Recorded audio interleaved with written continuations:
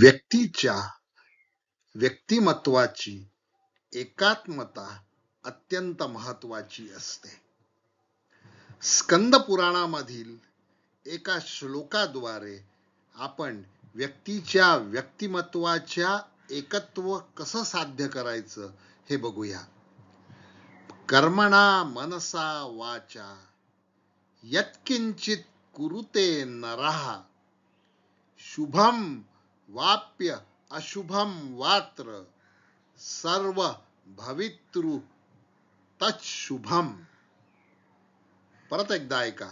कर्मणा मनसा वाचा यत्किंचित कुरुते नरः शुभम वा अप्यशुभम वात्र सर्व भवतु तत्शुभम.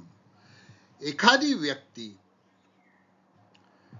कार्याने, मनाने आणि वाचेने एकाग्रतेने एखादं काम करत असेल, ते शुभ असेल किंवा अशुभ असेल, ते सर्व शुभ करण्याची क्षमता मन, वाणी आणि कर्म यांच्या एकात्मतेमध्ये आहे.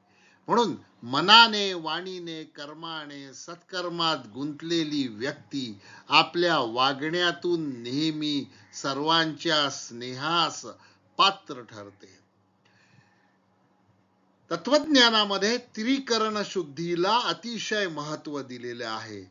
मन, वाणी, कृती यांना त्रिकरण असं म्हणतात.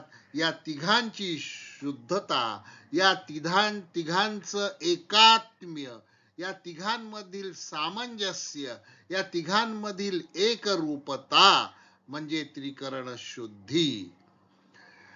आणि हे तीन गोष्टी मन, वाणी आणि कृती व्यक्तीच्या स्थिरतेचे लक्षण समजले जातात.